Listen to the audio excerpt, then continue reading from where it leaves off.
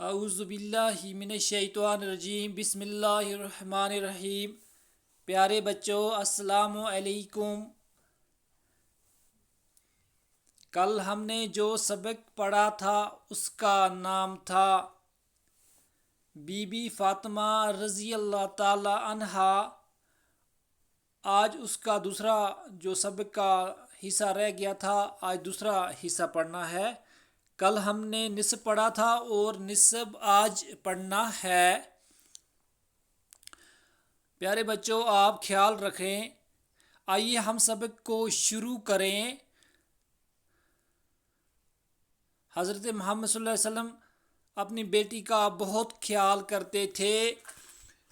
جب کبھی باپ سے ملنے آتی، حضور صلی اللہ علیہ وسلم اپنی چادر بچھا کر بی بی فاطمہ رضی اللہ تعالی عنہ کو بٹھاتے تھے۔ حضرت محمد صلی اللہ علیہ وسلم کو ان سے بہت محبت تھی۔ بی بی فاطمہ رضی اللہ تعالی عنہا سے ملنے کے لیے عرب کی عورتیں آتی رہتی تھی۔ بی بی فاطمہ رضی اللہ تعالی عنہا انہیں ایمانداری، خدمت گزاری اور محبت بھرے برتاؤ کی تعلیم دیتی رہتی تھی۔ ان کے ایثار اور قربانیوں نے لوگوں کے دلوں کو موہ لیا تھا اور سب ان کی عزت کرتے تھے۔ عورتیں اپنی مصیبت اور پریشانی کے وقت ان سے مدد مانگنے اور صلاح لینے کے لیے آتی تھیں۔ بی بی فاطمہ رضی اللہ تعالی عنہا انہیں کبھی مایوس نہ کرتی تھیں۔ بی بی فاطمہ رضی اللہ تعالی عنہا کی زندگی سے نصیحت ملتی ہے کہ صبر و سکون کے ساتھ اپنے گھر والوں اور اپنے پڑوسیوں سبھی کی خدمت کرنی چاہیے اور غریبی یا فاقے میں کوئی شکایت نہیں کرنی چاہیے۔ پیارے بچوں اس کا مطلب یہ ہے کہ ہمارے جو محمد صلی اللہ علیہ وسلم ہیں وہ اپنی بیٹی کی بہت عزت کرتے تھے۔ جب بی بی فاطمہ ان کے گھر آتی تھی تو وہ اپنی چادر بچھا لیتے تھے، وہ اس کی بہت عزت کرتے تھے۔ یعنی ہمیں بھی بیٹیوں کی عزت کرنا چاہیے۔ جب کبھی باپ سے ملنے آتی، حضور صلی اللہ علیہ وسلم اپنی چادر بچھا کر بی بی فاطمہ رضی اللہ تعالی عنہا کو بٹھاتے تھے۔ جب کبھی وہ صلی اللہ علیہ وسلم کے یعنی باپ کے گھر آتی تھی تو وہ اپنی چادر مبارک کو بچھاتا تھا اور اسی پر اس کو بٹھاتا تھا۔ حضرت محمد صلی اللہ علیہ وسلم کو ان سے بہت محبت تھی۔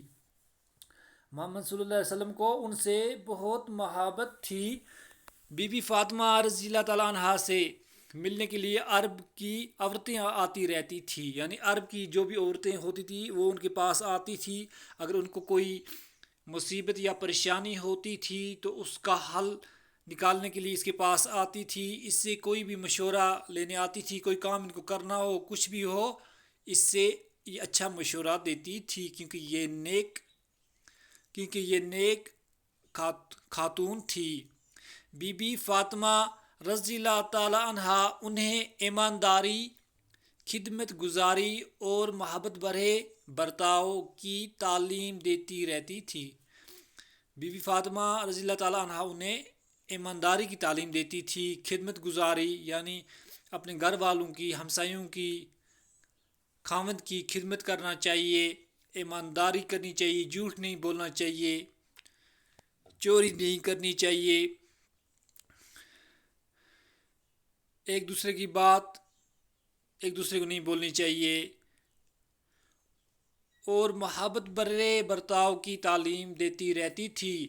یعنی انہیں محبت بھرے برتاؤ کی یعنی ہر کسی کے ساتھ اچھا برتاؤ کرنا چاہیے، اچھی بات کرنی چاہیے، گالی گلوچ وغیرہ نہیں دینا چاہیے، اسی کی وہ تعلیم دیتی رہتی تھی۔ ان کے ایثار اور قربانیوں نے لوگوں کے دلوں کو موہ لیا تھا، یعنی ان کی جو ایثار تھی، جو قربانیاں، جو اچھے کام کرتی تھی لوگوں کے لیے، لوگوں کے دلوں کو موہ لیا تھا، یعنی لوگوں کے دل کو اس نے جیت لیا تھا، اور سب ان کی عزت کرتے تھے، سب لوگ ان کی عزت کرتے تھے۔ عورتیں اپنی اپنی مصیبت اور پریشانی کے وقت ان سے مدد مانگنے اور صلاح لینے کے لیے آتی تھی۔ عورتیں ان کے پاس کوئی بھی پریشانی ہو، مصیبت ہو تو ان سے مدد مانگتی تھی، یعنی مشورہ لیتی تھی، ان سے یہ بات کہتی تھی یہ کیسے مسئلہ حل ہوگا، کیا ہوگا۔ بی بی فاطمہ رضی اللہ تعالیٰ عنہ انہیں کبھی مایوس نہ کرتی تھی۔ بی بی فاطمہ رضی اللہ تعالیٰ جو تھی ان کو کبھی وہ مایوس نہیں کرتی تھی، ان کا مشورہ سنتی تھی، ان کو بولتی تھی۔ بی بی فاطمہ رضی اللہ تعالیٰ عنہ کی زندگی سے نصیحت ملتی ہے، کہ ان کی زندگی سے ہمیں بھی نصیحت ملتی ہے، اسی لیے یہ سبق جو ہے یہ کتاب میں لکھا گیا، چھپا گیا کہ صبر و سکون کے ساتھ اپنے گھر والوں اور اپنے پڑوسیوں سبھی کی خدمت کرنی چاہیے۔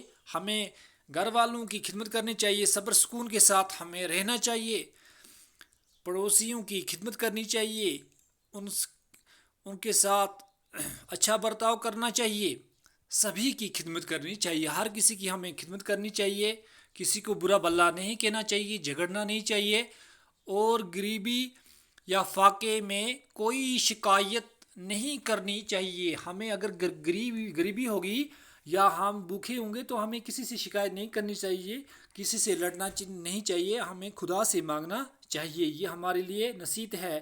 پیارے بچوں، یہ تو آپ کے لیے بھی نصیحت ہے اور میرے لیے بھی اور باقی لوگوں کے لیے بھی۔ مجھے امید ہے کہ آپ کو یہ سبق سمجھ میں آ گیا ہوگا۔ باقی وسلام، اوکے۔